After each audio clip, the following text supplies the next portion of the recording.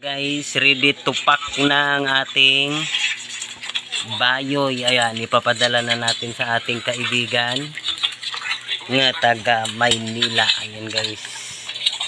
Ayan, sobrang dami po ang bayoy or daing. Ayan guys. Ayan ang daing.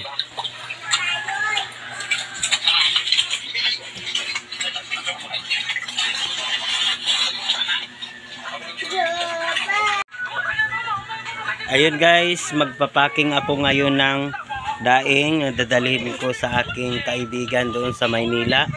Ayun o. Ayan, ipapaking ko na to siya. Ilalagay ko siya sa karton kaya ipapadala ko na bukas. Subukan mo, makakapit ka sa akin yan.